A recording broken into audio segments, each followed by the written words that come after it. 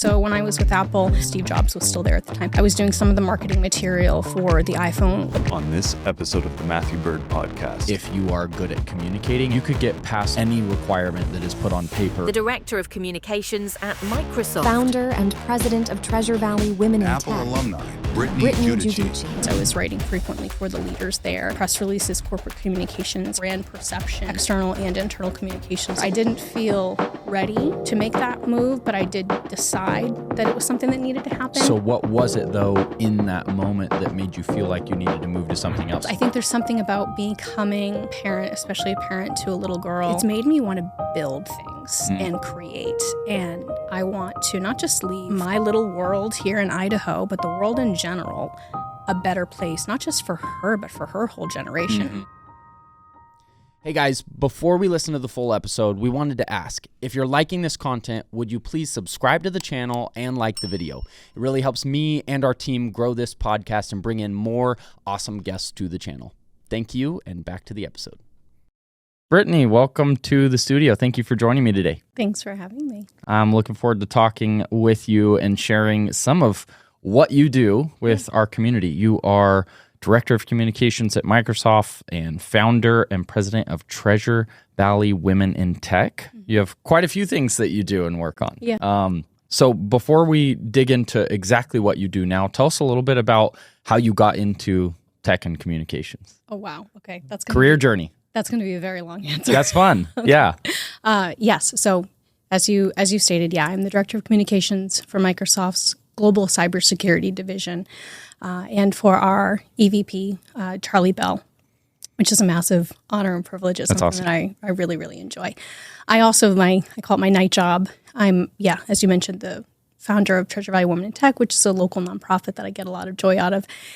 And then I also have a little consulting thing on the side, the Giudici group that I do, private communications consulting for politicians to YouTube stars to church leadership that are navigating communications challenges or just need leadership coaching there. So I have my hand in a few different things, and it just, I think, really allows me to, they all balance each other out and they all flow into each other. So they're not disparate by any means. I take my learnings from Microsoft and apply that to Treasure Valley Women in Tech. The things that I learned from my communications consultant clients, I carry into all of that. So they marry each other really well. But I didn't obviously start doing that, yesterday. So it's been a little while. So I guess it's interesting. I suppose when I'm thinking about it, my origin story, if you will, ties really closely into what I do now. I knew really early that I wanted to do communications. I didn't really know what that would look like for a career or anything. Why? Why what? Why did you know, or how did you know that that's what you wanted to do? Why is that what you wanted to pursue? Well, so I grew up in a small town outside Boston, North Attleboro. Claim to fame is we're really close to Patriot Stadium, which is fun.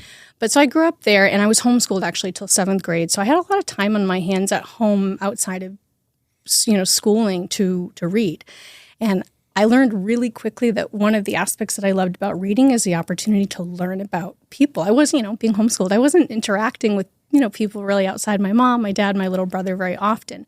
So I would sometimes read like a book a day. My mom would joke that by the time she drove home from Borders bookstore, I'd have the book finished and she should just turn right around and return the book. Yeah. But I was voracious about it because it was an opportunity to meet these characters and learn about these kind of social contracts and psychology and how the world worked in a way that I wasn't necessarily seeing sitting at home in North Attleboro doing spelling tests, So I went to school, real school, for the first time in 7th grade. And I think I was so fascinated by it because it was like seeing these characters that I had been reading about in books. All of a sudden, they're before my eyes. The story is playing out in front of me. And entering a new school in 7th grade, you have to fall back on communications really, really quickly. And I actually ended up switching schools the longest I ever stayed at a school was 2 years, from 7th and 12th grade. And they were usually private schools. So these children, my classmates, had really gone up together since primary school. So I was constantly the new kid, and it's not just in the class, in the whole building, really. And I wasn't able to fall back on, the shared memories of class dances or shared swim parties in 4th grade. I was always new and found myself kind of a stranger in an area where people were much more familiar with each other. And what I found myself leaning on was communication. So that's when I realized not only did I really enjoy it, it was kind of this light bulb moment that I was pleasantly surprised to find I was also good at it. I needed to be, right? You didn't have the opportunity of having this large, friend group as I progressed through class. I was always new. And so I would fall back on both those learnings from reading so much early on and learning all about these different characters and then weaving that into, I think I can communicate well with these people. And I would often just kind of find myself listening and watching how these storylines played out this time in real life, and then let that really influence how I wanted to communicate and what I noticed working in social dynamics and what didn't. So that kind of sparked that part.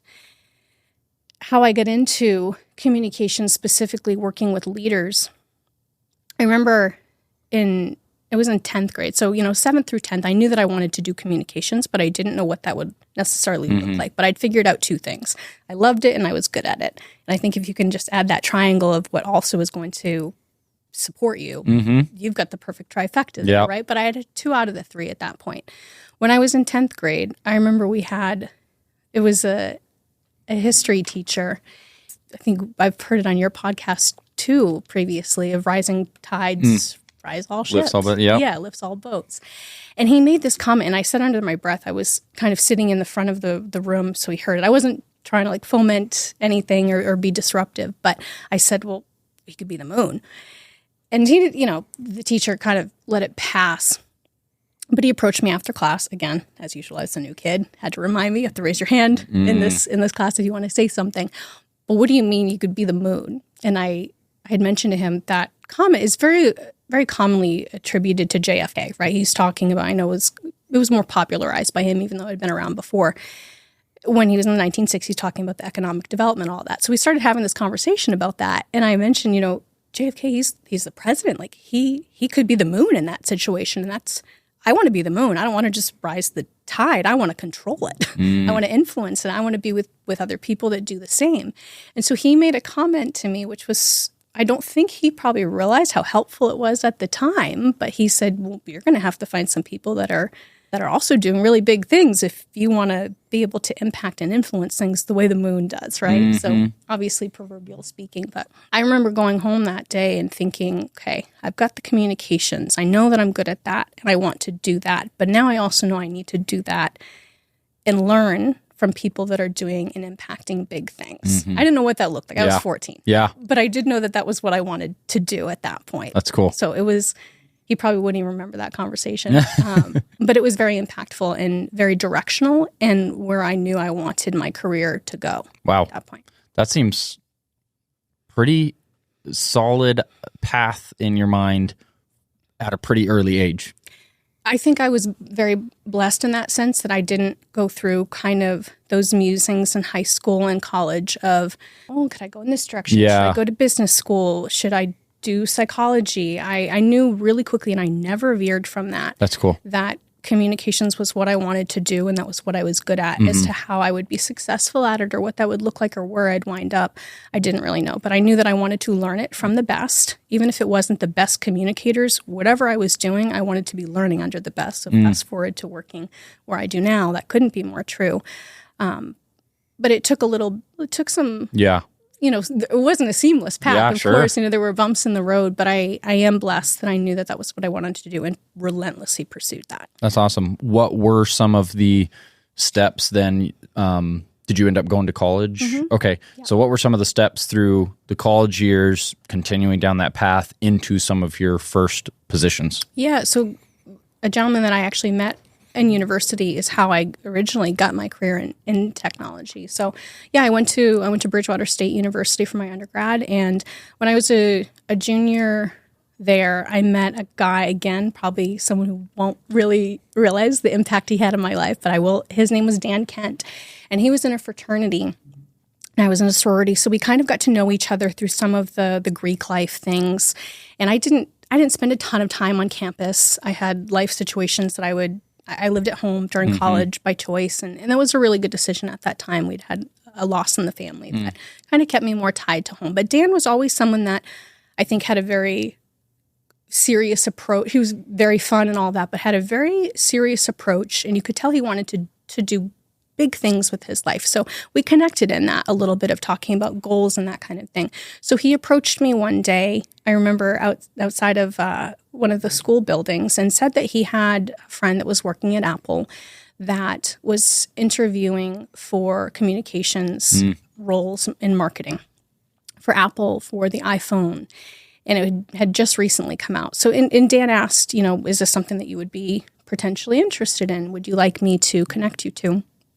Sort of like, of course, California, I've heard of it, heard that, never been, that kind of thing. So he did connect me. I went through the full interview process there and did end up getting that job. So my college, experience was actually very directly tied into my career. Very cool. Just by that really lovely connection that he very graciously recommended me for and made that connection. So what for those that are not in communications, and maybe we can guess what all goes into that, what is communications responsible for in a company?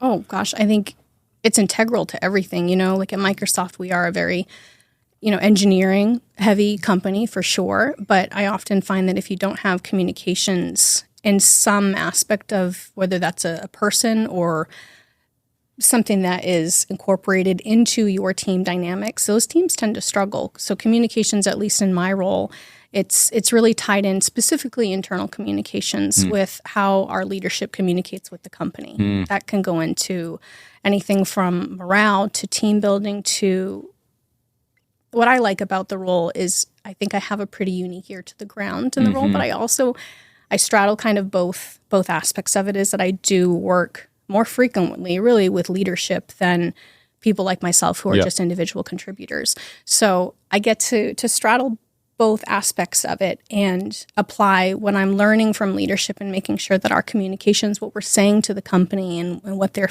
feeling is reflective and what they're hearing from leadership. So that's awesome. It's a big piece. So some of those earlier roles that you started stepping into, so starting with Apple and wherever you went after that, what were some of the tasks or actual things that you took on doing? Yeah, it kind of varied by company. So when I was with Apple, I was doing some of the marketing material for the iPhone, which was how people in the Apple stores would be trained to market the iPhones to consumers that were coming in. So that was pretty product heavy and more technical. And then I stepped away a little bit from that technical piece and I went to a company. It was called Intacct at the time. Then we were acquired by Sage, which is a British-based company. And so that was a really good learning experience because I had never gone through an acquisition before. So my manager and I worked really closely of taking our company Intacct through an acquisition. So in that aspect, it was a lot of press releases. And so that was different than Apple. I wasn't doing press releases there, but enter Sage Intacct. It was press releases, corporate communications. I was writing frequently for the leaders there. So that's when that kind of 10th grade conversation that I had with the teacher, I saw started to come full circle. I would say, at Apple at 21, no surprise, Steve Jobs was still there at the time. I wasn't chatting with Steve Jobs, doing marketing for him.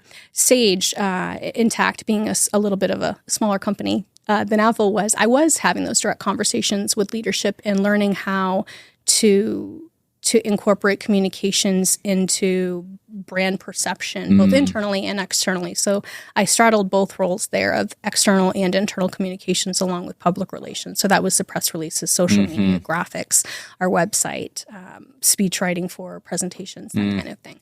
So that was the first foray really into working closely with leadership. And I would say that's when it really landed of, I'm learning so much now because I'm learning from the very top, the very best people.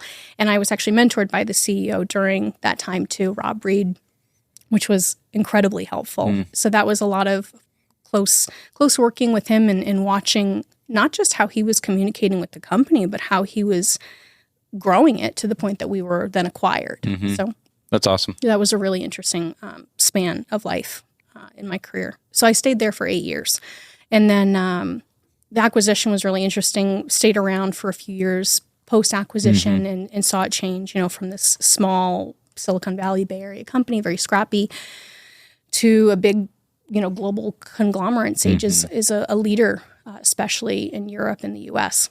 And so I realized eventually there, I think I hit a little bit of a ceiling, and I had to make a decision of whether I wanted to stick around where things were comfortable or branch out. And I mean, we can get to this later. I didn't feel ready to make that move, but I did decide that it was something that needed to happen. And that's something that I've talked a lot about with some of the women that I mentor through the nonprofit. I say it all the time. It's like beating a dead horse for them, I'm sure, but ready is a decision. It's not a feeling. And if I look back at my career, specifically that moment, I didn't feel ready to leave Sage and especially the people that I was working with. As I mentioned, I had been mentored by the CEO. He was no longer there at the time, but felt a deep appreciation and loyalty to that group, the team, but did decide at that point that it was time to move on. And that's when I started applying at Microsoft, and kind of the rest is history there. So if you didn't feel ready, what was it that made you know you were, how did you know that was the time to make a move? At that time in my career, I had had the historical proof points that if I look back on my life, I suppose, all of the best successes, both personal and professional, they all grew from when I didn't feel ready but moved forward regardless. Yep. So by that time, I would almost feel silly not stepping forward because the path that I had been on previously was full. My path, the story is littered with chapters that are stories of success where I didn't necessarily want to step out of my comfort zone, but did anyways. So what was it, though, in that moment that made you feel like you needed to move to something else? Getting too comfortable or not feeling challenged? Or what was it that made you feel like, hey, I'm ready to make a step? Yeah, that's a good question. So the manager that I was under at that point, she would either probably need to retire or choose to go a different direction. That's really where I was. That was going to be the next step. And I didn't see that was going to happen. My team wasn't necessarily going to change. I was ready for a new challenge, but that opportunity just wasn't there. Yeah. And so I realized I want to stay in the tech space. That's where I am comfortable. I've always been in tech since Apple when I was 21. I knew that I wanted to work very closely still with leaders. Again, that has been very consistent throughout my whole career, is working no one between me and leadership. I want to be talking with them. I want to learn from them. I want to be in the room when they're making these decisions, even if I'm not yet influencing them. I want to make sure, influencing those big decisions, I want to make sure that I still am in the room when those decisions are being made, so I can really see how these companies are being formed and shaped. And so I knew that was my stepping stone or foundation, really, in terms of the filter that I was applying. So when I knew it was time to leave, I had a really good lens of what I wanted, and I cast a super wide net when it was time to move on. I think I applied to over 160 jobs. Oh, wow. Which I'm shameless about. Get comfortable being told no. Of course, totally. Life is full of no's. Yep. I call it a soft yes. But and lo and behold, I wound up where I am. That's awesome. Yeah, I having these conversations with, I don't know, leaders and entrepreneurs and all kinds of different people, that topic comes up a lot of like, if you don't try, like, you're not going to have an opportunity. A couple, like one other guest I had before said, if you don't ask, you're giving yourself the no. Absolutely. And I use the quote from Wayne Gretzky all the time of, you miss 100% of the shots you don't take. It's like, you just have to try. And often the difference between people who make a certain path or not, it's like, well, if you go back through their journey, at what points did they try to do things that were either unlikely to happen or was uncomfortable to try? And it's those efforts that end up leading to pivots or angles that become something more than ordinary. 100%. And I think that goes back to where I was saying, ready is a decision, not a feeling. Because if you look back on, I think if you ask any leader, whether that's frankly a leader in your own home, mother or father, or a CEO of a global tech company. I think very rarely in life do we feel 100% ready, comfortable, equipped, well-rested enough to go and do the things that we're called to do. But I think if you feel called to do that, then you have a responsibility to step into that. And that's actually a big part of Treasure Valley Women in Tech. The other thing I would say about that too, though, the Wayne Gretzky quote as well, you miss shots that you don't take, is also don't close the door on yourself. That really rang true at Microsoft. I tell this story sometimes that when I was applying, the job description that some person in HR had written said that it was a fully on-site position in Redmond, Washington. And I was applying to this job from Eagle, Idaho. And I went through the entire interview process. The only people mentioning anything about the in-person portion of it was one of the people from HR. It was a very lengthy interview process with a lot of different cycles, but no one that I was actually talking with that I'd be working with was mentioning anything about this in-person thing. So I just kept moving along the process, not saying anything. And then finally we were down to the wire. They said that they were ready to make an offer, and the HR person that had kind of been just setting up these interviews with the leaders had kind of said, okay, we're down to the wire here. So are you and your husband going to be moving to Washington for this? Like, it's the rubber's going to meet the road here. Like, is this happening? Are you putting your house up for sale, relocating, everything, And I finally said, now that you mention that, I don't know if necessarily that is really something that I want to do. Is that super important to the leader that I'm working with in my team? And she said, I don't know, I'll have to check. So I actually ended up meeting with the team and having this conversation with them in full transparency. And the end of it was they don't even know how that the in-person requirement got put on the application. It didn't matter. Yeah. So that was a good reminder of it. Don't shut doors on yourself. Oh no. Just keep it going and see where things take you. And it could just be a clerical error that wouldn't have absolutely. Or even if it's not an error, like I tell people the same thing about positions where there's certain requirements on it, right? It has to have this degree and this many years experience and this many. It's like, no, it doesn't. No. Like, so often you could bypass all of that. And a lot of it, I think, comes back to communication of like, if you are good at what you do, if you are confident, if you are good at communicating and you work on those skill sets, you could get past any requirement that is put on paper of a certain role or what someone's looking for. And often it's those things, and even seeing someone take the initiative and the steps to pitch, like put themselves in that seat is what people that are hiring actually look for in a person. They're like, I don't want to just see a resume that checks all the boxes. I want to see someone who's like convincing me of why they're the right person, even if it's not what's right on paper. It's how you make them feel. Yeah. Totally. Yes, totally. And I think that's something that I really appreciate about Microsoft is they've really doubled down on we're not a know-it-all organization. And when I'm seeing, I've been there about 4.5 years now. When I'm looking at the people that do really well, it's people that approach their roles as they just want to learn it all. They don't know it all, but they want to. And I think that's a really big differentiator, not just at Microsoft, but in any tech company or really anything that you do in life. I don't think anyone knows it all. No. But if you can find those people that do want to learn it all, you'd be surprised at how much you can learn from each other. Yeah. And you, when you come across the people that do think they know it all, it's apparent quickly, and it's not enjoyable.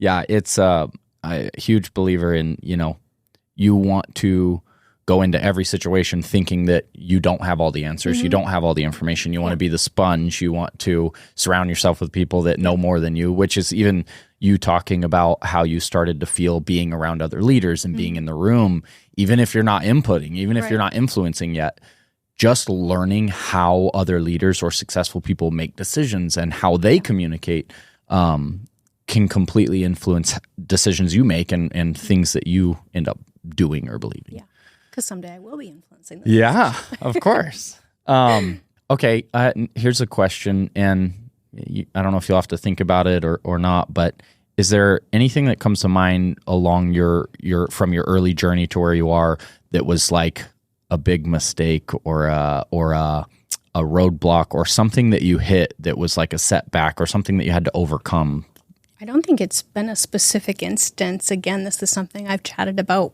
in mentorship circles, even with my own team. And I think it's very common with women specifically, is that imposter syndrome of, I've shared this before, you know, when I got hired at Microsoft, I had, leading up to it, crippling imposters, even after getting hired, of looking on Reddit or we have this corporate thing, Blind, you know, of, is this normal that I'm like so nervous about doing my job or failing at it and all of this? I just feel very unequipped to do this. And again, if I'm looking back on my career, I've almost always felt that way. It's kind of, I don't want to say fake it till you make it, but I really do think that if you can stick it out, eventually you do have enough historical knowledge. If you can be introspective, which I've tried to be at this point, and say, okay, I've felt this way before, and again, and again, and again. And it's all worked out really well. Of course, I've made mistakes along the way, and I've been let go, and companies have shifted or pulled out of the Silicon Valley. But I've always kind of picked myself up after that and gotten over that imposter syndrome. And eventually now, you know, 15 years into my career, when I do feel uncomfortable with change, which is constant, I do have to remind myself that it isn't the only constant in life, and that really is, I think that makes or breaks the difference between successful people versus people that kind of stay stuck, is acknowledging that change is going to happen. You might not feel good about it. You might actually feel really, really unprepared for the role, the job, the project. But if you can get past that, I think that can be a big differentiator. So for me, it's just been getting over kind of that uncomfortable feeling of maybe not being good enough for the role, or whether I'm doing a good enough job, or doing the very best that I can, that I know is possible. Yeah, that's awesome. That's great. I'm sure many people feel that way. I think it's very common, especially when again, you are trying to step into growth roles, right? Where nobody starts their career out ready to just manage those, right? There's always these stepping stones of going up a level, and it's because you put yourself in those uncomfortable situations and you confidently try to work through them and improve and grow. Everybody feels that way. Overnight success takes 10 to 20 years. Yes. I promise. Yes. And then you wake up, boom, you're there. So tell us a little bit now about the community you started. Let's, the Treasure Valley, you know, here locally, why you started it, how you started it, you know, tell us some of that story. It was quick, if I'm being honest. My husband and I moved here from San Francisco. I had been living in the Bay Area, working there for 10 years. I was living with two of my best friends who also worked in tech. So a lot of our conversations around the dinner table after our work days were, I guess, maybe more serious in nature. Like, what did you work on today? What did you learn on? We would ask, where did you fail? You know? And those aren't usually like conversations that are super comfortable or fun, but I learned so much from these women, and still do today. They're some of my closest friends still. So I had been having this environment for 10 plus years where I felt like I was able to have a lot of, I hate to say peer-to-peer networking opportunities around my dinner table. Yeah. But it's true. These are women that I still look up to today. They're incredibly bright, successful women. So when my husband and I moved from San Francisco to Idaho, and I went from that to working completely remotely, I not only lost those peer-to-peer opportunities of mentorship and learning leadership and kind of watching how they operated in their own leadership positions at their respective companies, but in thinking about it, I realized that I was foregoing the opportunity to pass that down to other young men and women for those same opportunities. You know, I know I had mentioned earlier, I was privileged enough to be mentored by the CEO of Sage Intacct, which was a huge privilege. Rob was an incredible communicator and incredible leader. So when I was thinking about what I wanted my career to look like, in respect for him and everything that he had poured into me, I knew that that was something that I wanted to do too. I didn't really know how, similar to when I was in 7th grade and then in 10th, like, I know I want to be a leader, I want to communicate, not really sure what that's going to look like, but I know I'm going to do it. That was something that I realized pretty quickly when we moved here that was missing and something that I wanted to do. And then I had our first daughter, Aubriella, in 2022. And I remember in the fall of 2023, fall, of watching her crawl around on the floor. And just, I think there's something about becoming a parent, especially a parent to a little girl, that makes you want to, at least for me personally, I guess I shouldn't project, but it's made me want to build things and create. And I want to not just leave my little world here in Idaho, but the world in general, a better place, not just for her, but for her whole generation. And like, that's where that Microsoft piece really checks that box. But that's global. Right? Yeah. My role there is global reaching, which is incredible. But I do think that in order to have a global reach, you also need to start at home. Yep. And so I want to use my influence in the Microsoft name to influence Idaho, home, for me, for good. And they're very supportive of that, which is such a blessing. But so when I was looking at her and just thinking, okay, well, now I have this little girl and I want things to be better for her, and married with, Michael and I, my husband, are deeply committed to Idaho. We are very invested here and in the future of the younger generation. I call them the change makers because they are. And I want to help that, and I want to support that. I want to be the moon. Yeah. So when I was looking at her, I was getting ready for a date with Michael. We were going to sit by the Boise River and have cheese and bread and all those good things. And it truly clicked. I have to say that was truly a God thing. So I spent the entire date kind of talking my husband's ear off of, what if we did this? I want to build this. This is what we talked about everything from the website link to what I would name the company to who my board of directors would be to what the mission statement would be. So he's brilliant. I'll brag. He's incredible. And he was fully supportive of it. And we just kind of talked through what that would look like. So the next day I applied for all the paperwork for the IRS to get 501c3 status, and miraculously, literally 9 days later, we had it, which I guess is unheard of. Yeah. But I did speak to 2 lawyers trying, I just thought it would be harder, I suppose. And when I told them what I had the steps I'd taken already, they were like, respectfully, you've done our job for us. You don't need us. Just do the last few steps and you're there, which is amazing that Idaho is so friendly to starting successful nonprofits and being very business friendly, which I deeply appreciate. Yep. So from there, we had a company, which was really cool. And I think it came down to, I think that if you see a need in your community and have the resources, the skills, the knowledge share, and the bandwidth to go and fill that need, that gap, I personally feel a responsibility, and I think everyone should, that you do have a responsibility to go and do that. Yep. So it wasn't just like this desire to do it, but I also felt a responsibility, not just for my children, now we have 2 girls, but also just for the community. Yeah. So it started from there, and it took a few months to gather the board of directors, one of which was one of my close friends in San Francisco that I was sitting around those tables with, awesome. Having those conversations, which is incredible, Sarah. And so I spent a few months doing that, and then fast forward to March, we did our first event in Eagle, and I was anticipating having like 10 to 20 people show up, and we had almost 100, which was really cool. And that was very validating to see that this idea that I was thinking was a community need, it actually was. Yep. And that just really lit this fire of we need to do more. Yeah. Like who can we partner with? Now Boise State University, which is incredible.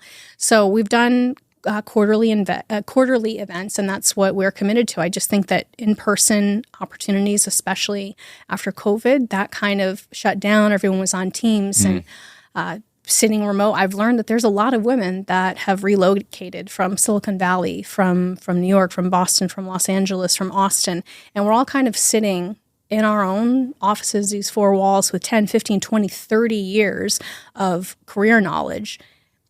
The only people benefiting from that are our companies, are the people that we, our teams, but that's not helping in my role, students at Boise State University or some of these university girls that are coming that aspire to have technology-focused careers.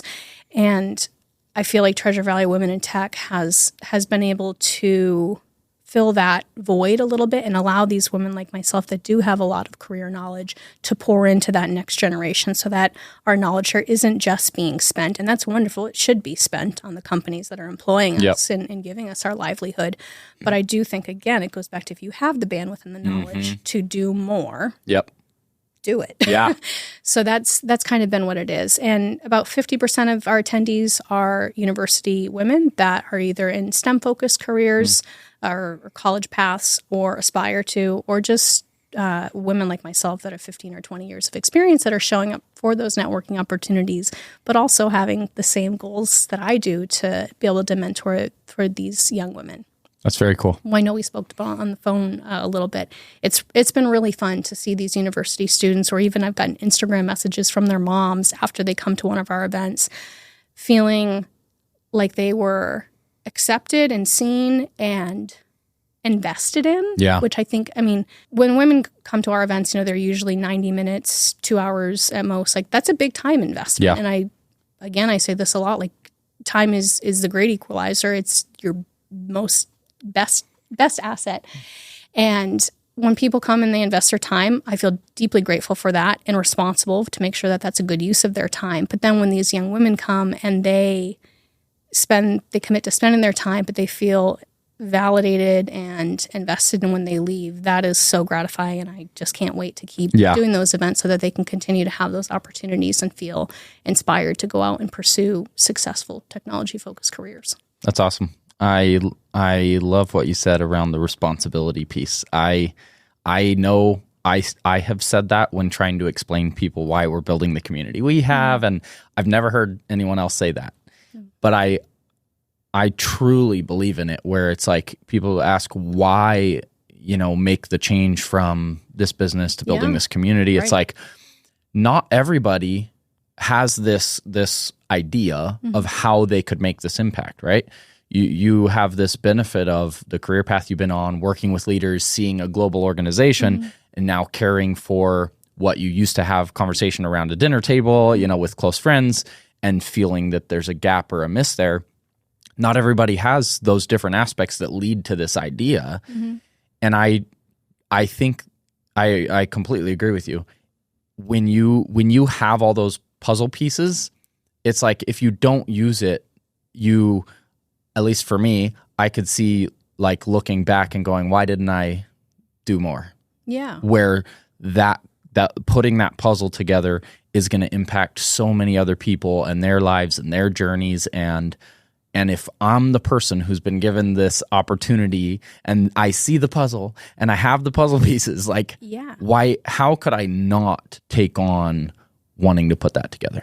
Right. And I mean, if I look back at my own career and personal journey, I didn't do this on my own. Like I've mentioned intentionally my name, the people that were very influential, whether they know it or not, and helping me and my family get to where we are today and me have the career that I do. So I think I would be completely ignorant, frankly, very selfish if I didn't, one, respect that, and two, honor them by then going and paying doing it forward. The same thing with other young women. Yeah.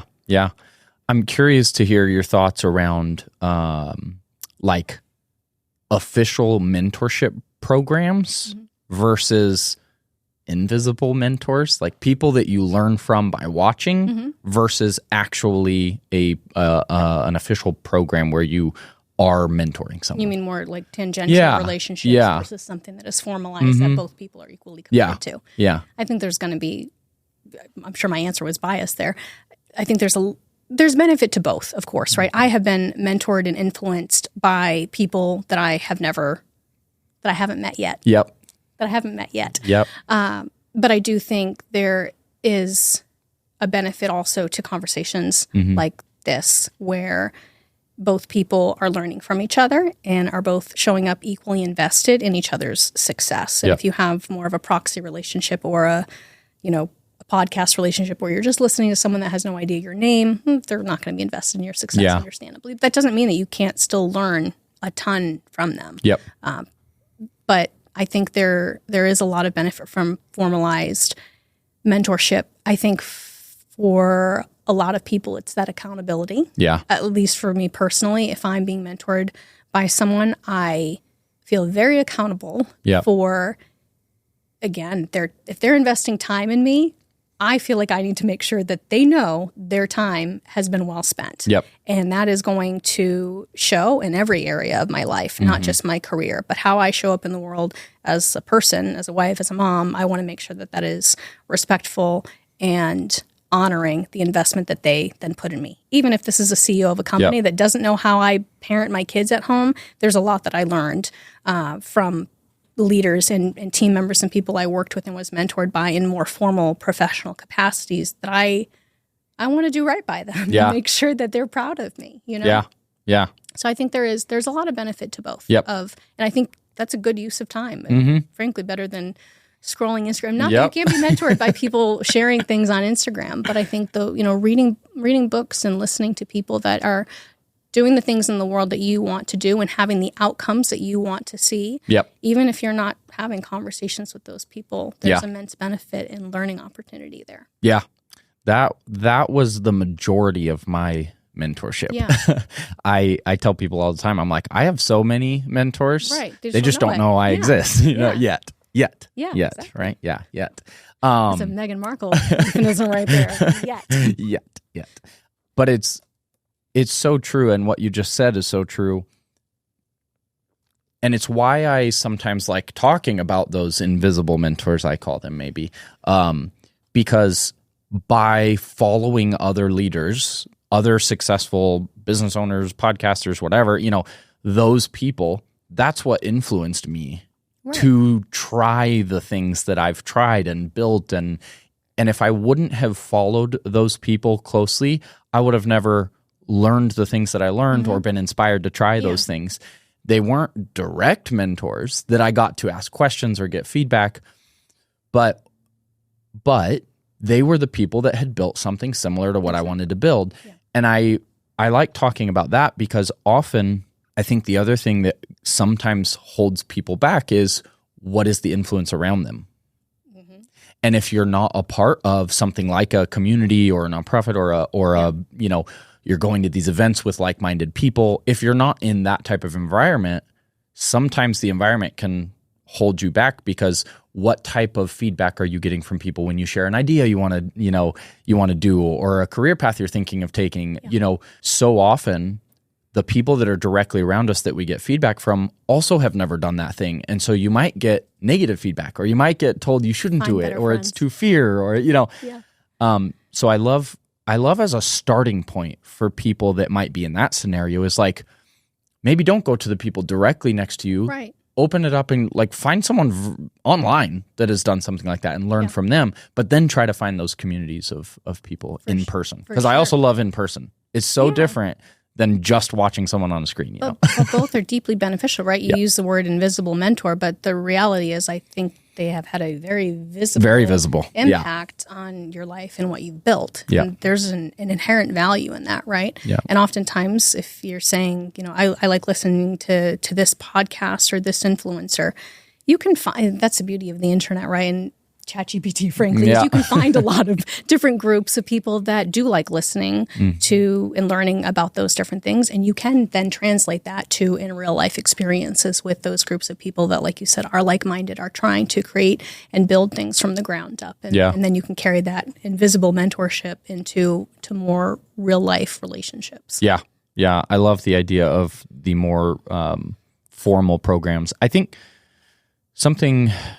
it feels like it's something that's missing, which again, maybe why you're starting something as well, is, you know, I've always found going to conferences or going to events and meeting people there as kind of that first level of connecting with people. But throughout my career journey, I've never really come across a lot of opportunity for mentorship or like a program for it or someone offering it, or it's like, and I think most of those, that's probably the case, that it comes about because you build a relationship with someone and at some point you maybe ask. Yeah.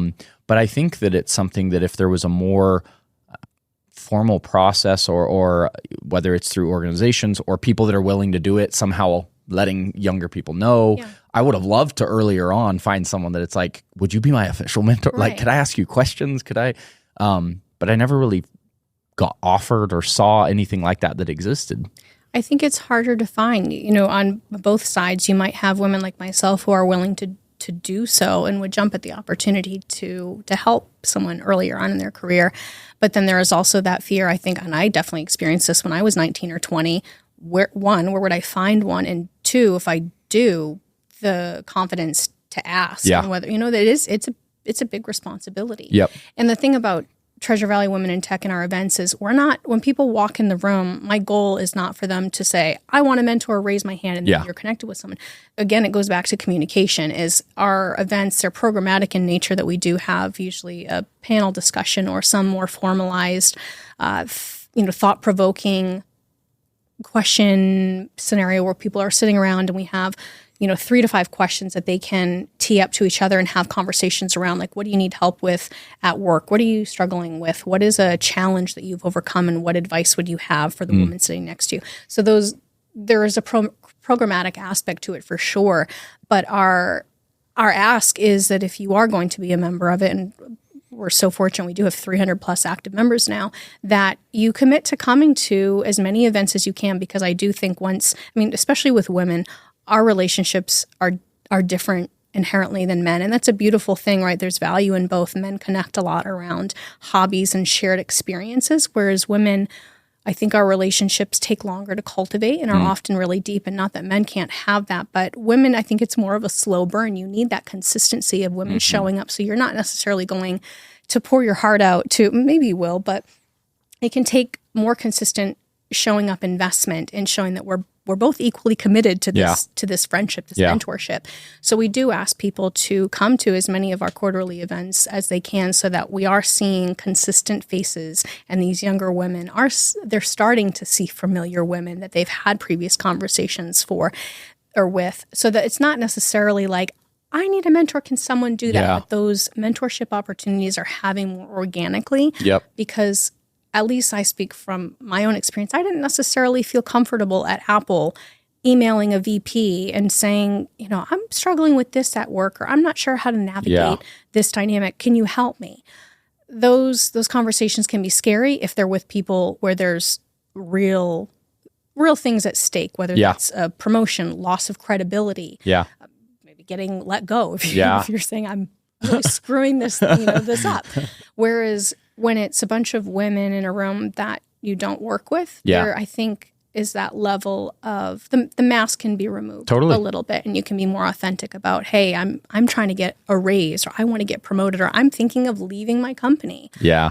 You don't want to share that at the role you're right. Exactly. And I didn't see that here in the Treasure Valley, because it is a unique opportunity to be able to have those conversations, and that takes a unique and safe space to be able to do that. And that is really my goal when we have these events, that women show up and they feel safe, that they can have those conversations about work outside of work.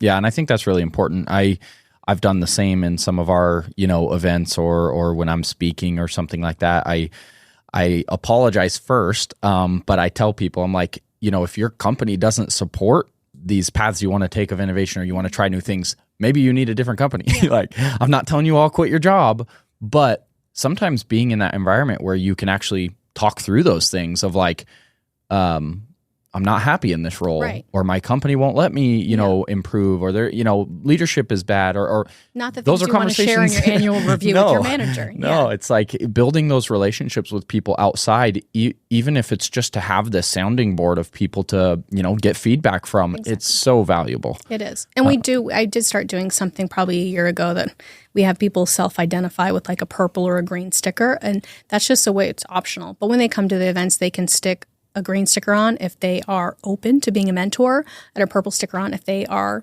seeking a mentor. That's very cool. And it's just a visible way so that women are maybe who wouldn't be super comfortable saying like, hey, we're having a great conversation. Yeah. Would you mentor me? If you have that very visible, reminder of I'm looking for a mentor, I am open to it. It removes that barrier and a little bit of that fear. Yeah. You're both stepping into it saying, hey, we might be a match. Like we both want to work in this space. Let's take this outside. Let's have a coffee conversation outside of Treasure Valley Women in Tech events. That's really cool. Okay, a few more. Man, so many things we could keep talking about. One thing that comes to mind though is I want to hear a little bit of your thought about what you love so much about Boise and Idaho here. You know, you mentioned moving here and you're very invested in it. You love it. You want to build here. What is it that you really enjoy about local here? I think living in San Francisco for 10 years, that's a very, very big ocean. Kind of similar to working at a bigger company, right? Your impact is going to need to be really, really, really deep for it to be seen. Whereas in us, I mean, Boise has grown. We all know that. You know, we moved here in January of 2018. It's grown tremendously since then, but it's still not nearly as big as San Francisco. So I think there is an opportunity for impact to be seen and felt in a much deeper and greater way. That's something that I can do that I couldn't necessarily do as broadly in the Bay Area or in San Francisco. So I do appreciate deeply that aspect of it, that I can see in my own community women's, I mean, I have a very loose part in this, to be clear, but to be able to have it ever a small part in their lives being changed through maybe the jobs that they are able to find through this organization, or just the relationships that they've built. You know, we've now placed over 10 women. Actually, one is starting at Microsoft next month through Treasure Valley Women in Tech, which is really amazing. So I appreciate that the impact is able to be seen and felt in a different way than in the Bay Area. And also the time, that does take time. I didn't necessarily have that time in San Francisco to do the things that I'm doing now. And a lot of that is my husband. But we have the time here to invest in the community in ways that we didn't in San Francisco. And that time investment, that goes hand in hand. Like the time you put into something is directly correlated with the output and the value that you will see. Yeah. I'm able to see that here more. Yeah, and that's awesome. There's all the things. You know, our families, they both live here, which is amazing. Oh, cool. So yeah, there are a lot of things that we like about it. That's great. Yeah, the part about the size and the impact is so true though, because when you're in a big city, how often do you see the same person, you know, in a few different days, in passing? There's so many people. It's so dense. It's, you know, when you're in a smaller city like Boise and Meridian and, you know, this valley here in Idaho is, you get to know people within a certain amount of years going to events. Like, you know, people that work at all the companies here. The impact is much easier to actually see and reach, and the familiarity with people and organizations. And it's very different. It's very different. And there's an inherent accountability there, though, too, I think, which is something I really love. I think radical accountability can positively impact every area of your life, your relationships, your marriage, the way you parent your children, how you show up at work. But when, like you said, when it is a smaller area and everybody does know everyone, there is an inherent responsibility of an authenticity that is required because those circles do intermingle a lot. And that's something I appreciate.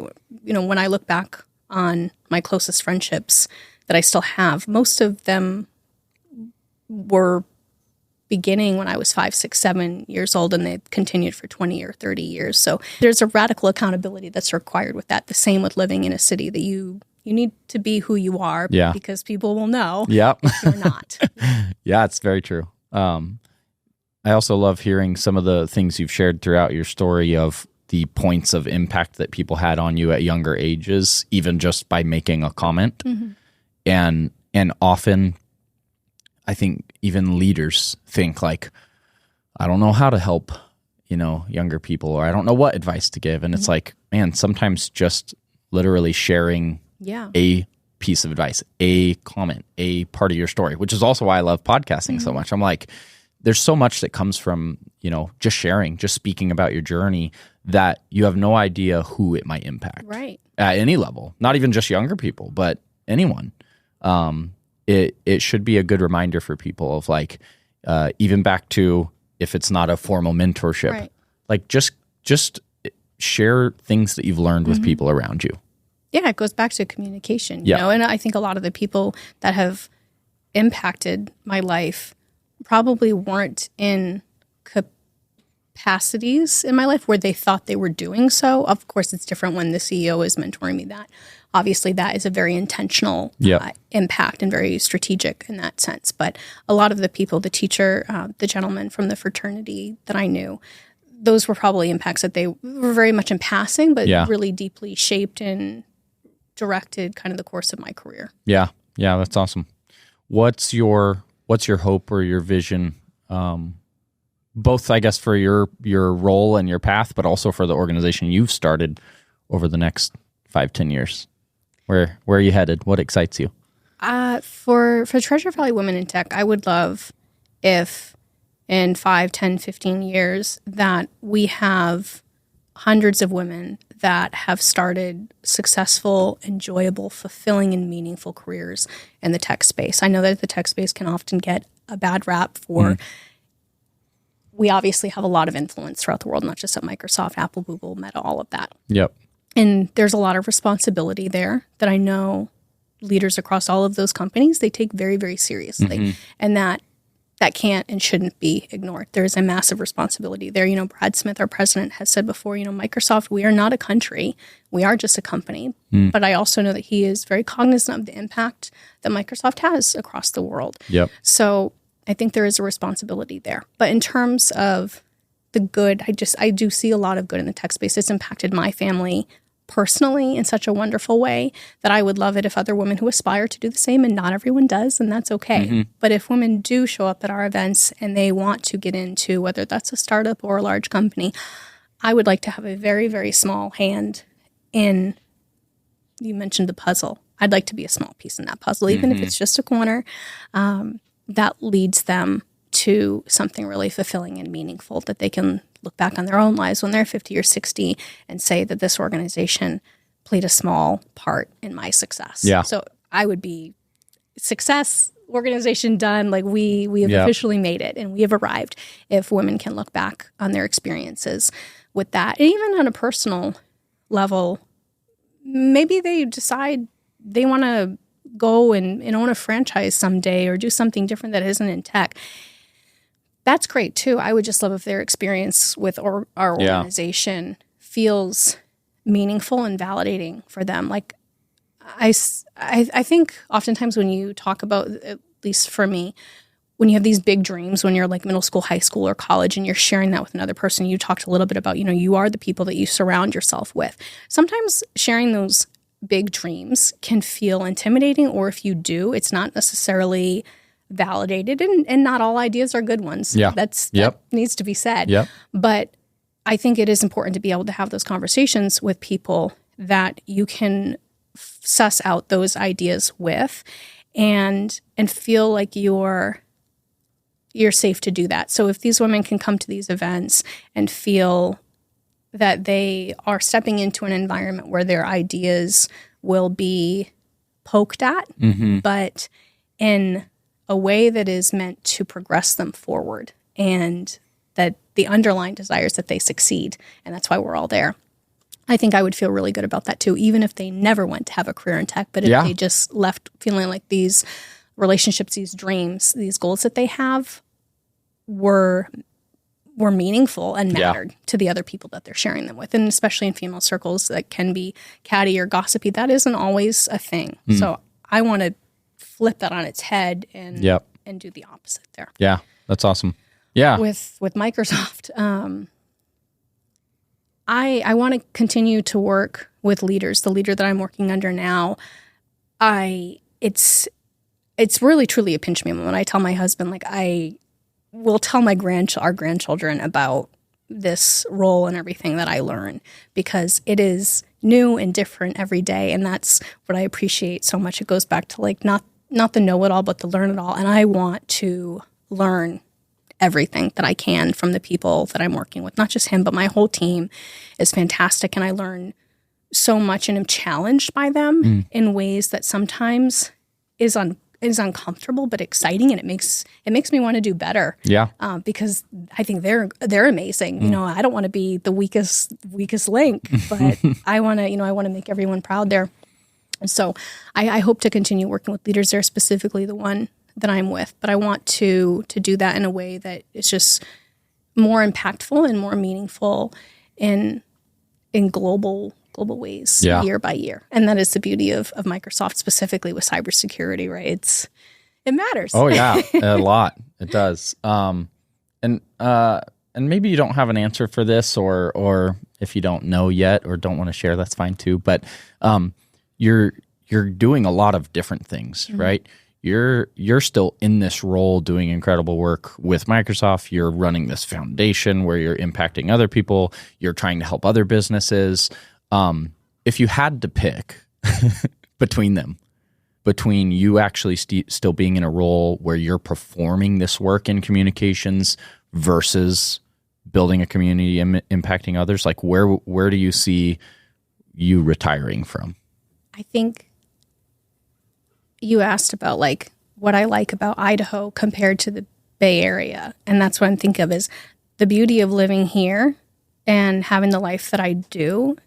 I don't have to pick, which maybe that's probably not the answer that you want. But no, I want whatever answer you give. Is when I think, I don't think of necessarily retiring in a traditional way, because if I look back on being like 12, I've always known I wanted to build things and create. And so I don't foresee myself being 60 or 70 and just saying like, time to hang my head up. Like, I don't feel like creating anything anymore. It might not look like that at Microsoft when I'm 75, but maybe it will, because I genuinely do enjoy, I don't want to stop learning. And when I think of retiring, I'm never going to say, oh, I'm ready to retire from learning. That's just not going to be a thing. And that's conversations that I actually have with Charlie a lot, that, you know, lifelong learning is a gift. Oh yeah. And the desire to do so is a treasure. So pursue that. But I don't think I have to pick. I'm a firm believer in that you can have it all. You just can't have it all at once. I know that that's a quote that's very heavily overused. This might sound a little bit silly, but when I'm thinking about it at night, sometimes at 4:00 in the morning, the way I think a lot of moms are up thinking about their lives, I think of it like balls on a table that I'm picking up and kind of throwing around in the air. You've got, you know, your bouncy balls that if you drop it for a little bit, it will bounce right back up as if nothing happened. And sometimes there are aspects of my professional life that they can be dropped for a few days, a week, a month, or whatever, and I can pick that back up if that's with our quarterly events, right? Those don't require 40 hours a week of my attention. Yep. So that might be more of a bouncy ball. That ball changes as we get closer to some of our events. Then you have what I think of the softballs that you can put down when you need to. And sometimes I'm not the best at choosing what is a softball. Sometimes it's my sleep, and that gets put down for a season of life. And that might be getting 3 or 4 hours of sleep at night because I'm dealing with the glass balls. And those are the ones that I think of, the seasons of life that you just can't drop those. That might be your children, your marriage, the job that pays you and provides for a livelihood. So yeah, I think you can have it all, but those balls are not all going to be juggled at once. Some will need to be put down.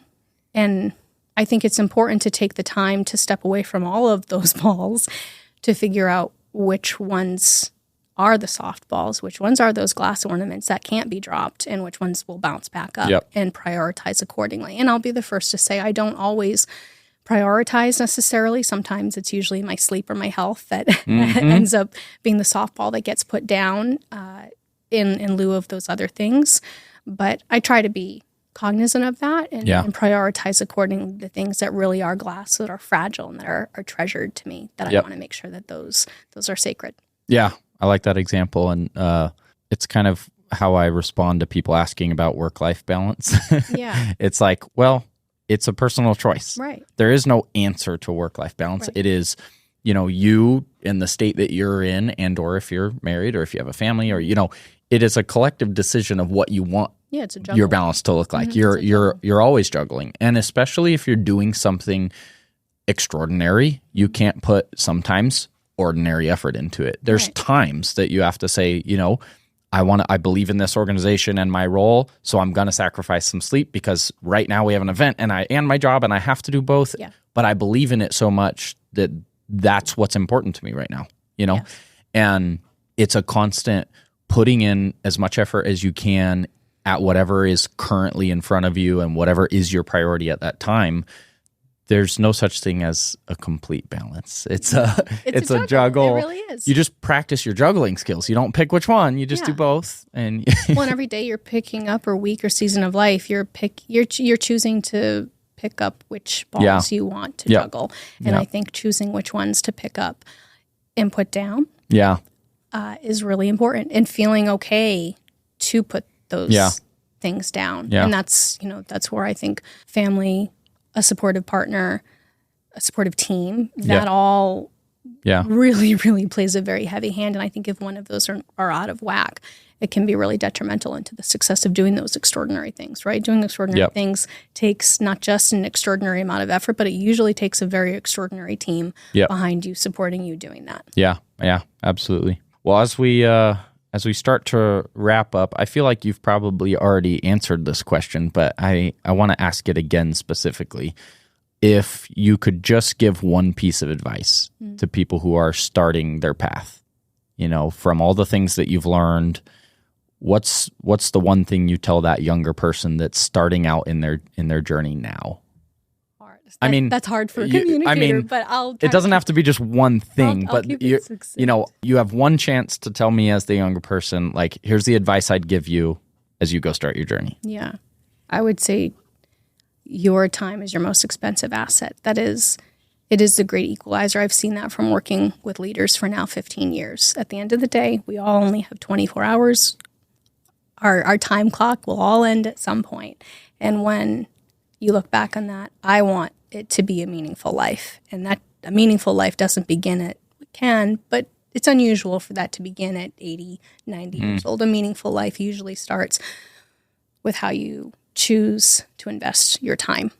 And then that leads to meaning and purpose. And that's what that is probably the advice that I would give young people is choose how and who you invest your time with wisely and don't waste it. I think that is probably meaningful, and that's something that I constantly, we talked about, the policy you're choosing to pick up. It's really where are you choosing to invest your time? Every time, every morning that we wake up, that's an opportunity that we have. How do I want to spend my time today? Then the other thing I would say too is we did talk about this a lot is, ready is a decision. It's not a feeling. If I look back on the story of my life, it is full of chapters, littered with chapters of examples that I very, very rarely felt ready or rested enough or equipped enough to do what I was feeling called to do. Like if I look back, I mentioned, living at home at university. My mom passed away when I was 18 in November. So I delayed starting university as a freshman, but I started university 5 weeks after she passed away. I didn't feel ready to do that, but I did feel like it was the right decision at the time. And had I not done that, I would not have met the gentleman in fraternity who recommended me for Apple. So there were a lot of full circle moments throughout my career that I didn't personally necessarily feel ready, but when I look back on them, it's really, really good that I decided to step forward into that anyways, because I can see the success, the growth, the meaning, and the purpose that came out of it. Same with, not feeling ready to leave the company, but then stepping into Microsoft and just putting those tentacles out. I didn't feel ready to move to Boise, Idaho a year before the pandemic that we had no idea was going to happen. But there's a lot of different aspects of that, of choosing to do the uncomfortable thing. A lot of the leaders that I've worked under and worked for, they don't wait till they feel ready to do things, and they don't wait till they feel comfortable. They just get comfortable being uncomfortable, and I think a lot of success comes from that. Yeah. There's a lot of cliche sayings, and every time someone brings one up, I'm like, yeah, but they're cliche because they're true. And that's why they're said so much. Exactly, And I think choosing to learn from those and lean into those. I can't remember the quote, but when you were talking about, looking back and seeing those different connection points, I think it's a Steve Jobs quote where he says something about that, where like you may not look ahead and see different pieces connecting, but it's by looking back that you can see that they connected and how they got you to where they are. And it's so true. You can never predict all the steps that you're going to take and what that future is going to look like. But as you at least just keep taking those intentional steps forward, the uncomfortable steps, and you will look back and go, dang, I can't, like, every little step made this connection. I would have never, I could have never picked for that to happen. I would have never guessed that would have happened, but it did. And sometimes looking back is what then gives you that confidence to say, like, it keeps working. I think this is the next puzzle piece. Time to confidently do it, even if I'm not 100% sure. Yes. And that's actually something, it's funny you mention that. That's something that I really appreciated about Steve's leadership. Like I said, I never, ever worked closely or for Steve Jobs when I was at Apple. Incredible leader for sure. But something that I did appreciate about him is he was so good at looking back, but also applying those learnings and looking to the future. And I think that leadership and psychology and communication, that is a triangle that goes very, very closely hand in hand, right? If you look at psychology and leaders, I think depression is often associated with looking back in psychology. And if I'm looking at anxious leaders, it's because they are focused too much in the future. And I think the beauty of both leaders and people is if you can find that middle ground of looking back with a reverence for what happened and the learning that you can bring into the future, but not letting the future keep you up at 2:00 in the morning every night thinking about, okay, how am I going to fix this? What could happen? All of that. That's anxious. The leaders like Steve, just from reading his book and listening to some of the interviews that he did, I think he was really good at of pulling in the past and applying that to future learnings, but also staying in the present and managing to balance both. And not just for him, but I think a lot of successful leaders, they've mastered that really beautifully. Yeah. So, yeah. That's something that I try to aspire to and think about how I can approach my work in that manner. Yeah, that's awesome. Well, I think we've got some great learnings in our conversation today, hopefully for those listening, and I'm looking forward to sharing out. We'll add in, when we post this, some information about the local community here. It sounds like what you guys are doing is awesome and the impact that it's making. So thank you very much for coming in today and sharing some of your story with us. Absolutely. Thanks for having me.